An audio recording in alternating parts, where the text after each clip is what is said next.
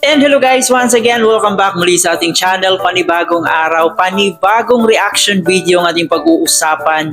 Kamusta mga sulit Kalingap supporters natin? So ngayon nga po guys ay pag-usapan po natin itong dalawang K-Angels, mga Kalingap Angels na magkaiba yung opinion patungkol dito sa Kalingap. And Kalingap Rab, may banat dito sa isang ex-angel na parang paawa effect.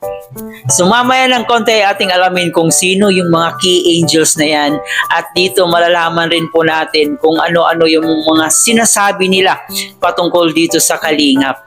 Ano yung mga revelasyon nila nung umalis na sila dito sa Kalingap. So syempre ating pag-usapan pa yan mamaya, pero bago ang lahat, please don't forget to subscribe, paki-like and share ang ating video, paki-turn notification bell para laging updated every time na mag-a-upload po tayo. At ating suportahan ng ating ama ng Kalingap na si Kuya Val Santos Matubang, Ate Edna Vlog in Kalingap Rab. Suportahan din po natin ang mga Keyboys, Kalingap partners, mga charity vloggers sa Pilipinas na tumutulong sa ating mga kababayang mahihirap.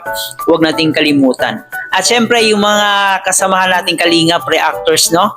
So atin pong suportahan. So ngayon nga po guys ay ating pag-uusapan tungkol nga po dito sa dalawang ex-angel na magkaiba ang kanilang mga sinasabi.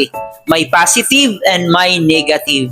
At dito nga rin po ay parang napuno rin si Kalingap Rab kasi alam din niya kung ano ang dahilan bakit umalis sa Kalingap itong isang pabida-bida na ex-angel. So ito guys, panoorin na muna natin to. About naman sa post ni Erica, kung ako sa'yo Erica, huwag ka nang makisawsaw dito. Kasi alam din naman ng lahat kung bakit ka umalis. Dahil isa ka rin sa mga nawakwak. May isang malaking big, malaki na big pa. May isang sponsor na malaki rin ang nagwakwak sa'yo. Huwag mong sabihin na kaya ka umalis dahil may nakita kang something o anuman. Nawakwak ka. Yun lang yung ganun lang kadali. May malaking sponsor sa'yo na pinalis ka sa Kalingap kasi mayaman yung sponsor na yun. Huwag ka nang makisali dito. Yun lang masasabi ko. Huwag ka nang makisawsaw. Isa ka rin sa nawakwak. Bakit tingnan mo naman si Joy, si Carla, si Dara? Lahat yan gumaan sa pagka-viral, pagkaangat. Hindi sila nagpawakwak. Kunti lang naman kayong nawakwak eh. Tapos sabihin mo, ang dami nyo nakita na kung ano-ano sa Kalingap, kung ano-anong pang sinasabi nyo. Kunti lang naman kayong nawakwak. Huwag ka nang mag-reason na kung ano-ano na kunwari ka pang may nakita kung ano-ano. Nawakwak nga ni. Yun lang yun.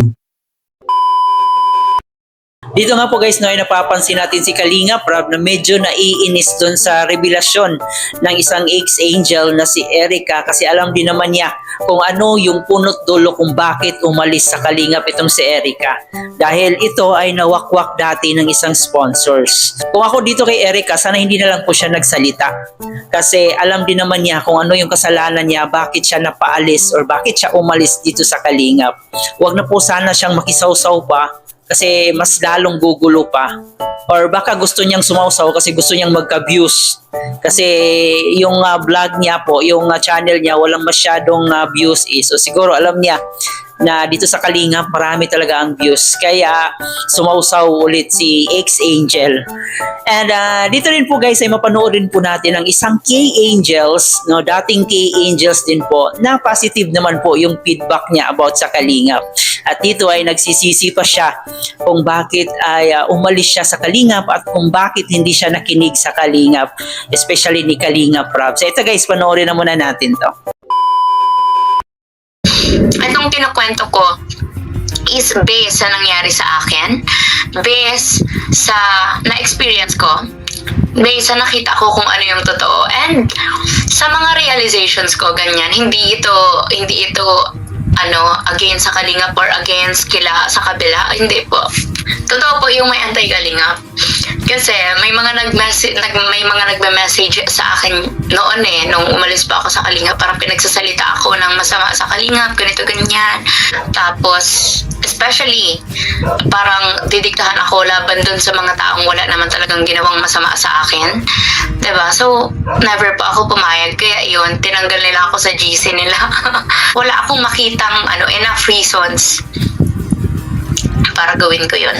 And mas lamang yung gratitude ko kay Kuya Rab. So yun, i-share ko sa inyo kung ano ang message ko that time kay Kuya Rab. And papaliwanag ko din kung ano yung na-realize ko talaga.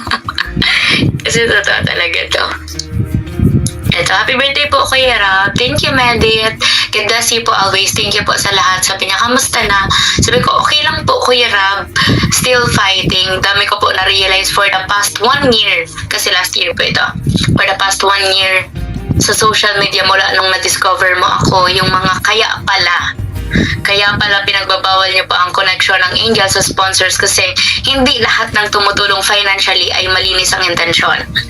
Kaya pala din nyo agad pinapayagan mag-vlog ang Angels kasi napakagulo at mapanakit ng social media, which is true. 100%, parang 200%, 200% legit na sobrang gulo po ng social media. And totoo naman talaga na hindi lahat ng tumutulong sa'yo or nag-o-offer sa'yo ng tulong is magtatagal or genuine talaga yung intention. Hindi. Season na lang tao. Diba? Kaya sabi ko nga dati, siguro kung maibabalik ko yung panahon, sana pala mas nakinig ako, sana pala hindi ako, hindi, kasi kahit hindi po ako nagsalita ng against sa Kalingap, syempre umalis ako eh. Ibig sabihin nun, nagkulang ako sa pagtitiwala sa kanila. Tapos, totoo yung may mga magsusunsun talaga sa'yo na, umalis ka na dyan kasi kung hindi ka halos dyan, hindi ka na namin susuportahan. May mga ganun. Alam na alam niyo po kung sino po ito. Ito po si X-Angel Midet. Siya po ang partner dati ni Kalingap Dan, yung Dandet, na isa sa pinaka sikat rin po na serye dito sa Kalingap. So, nung dumating ako sa Kalingap, nasa pa sila dati, nasa episode 10 pa ata sila. So, sikat na sikat rin po yung Dandet dati.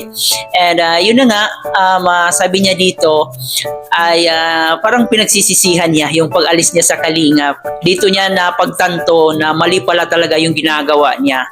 Sana'y nakinig siya sa mga payo ni Kalingap Rab na hindi magpapadala sa sponsors. Hindi lahat ng sponsors talaga na kusang loob. Yung iba, may mga gustong may gustong ipagawa sa iyo.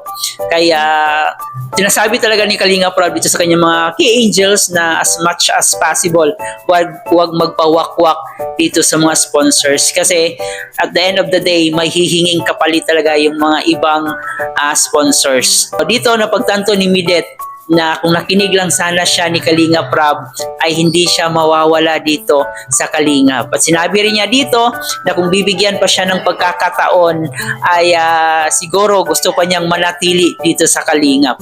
So dito nga po guys ay ating napagtanto na hindi lahat ng umalis sa Kalingap ay pangit yung karanasan nila.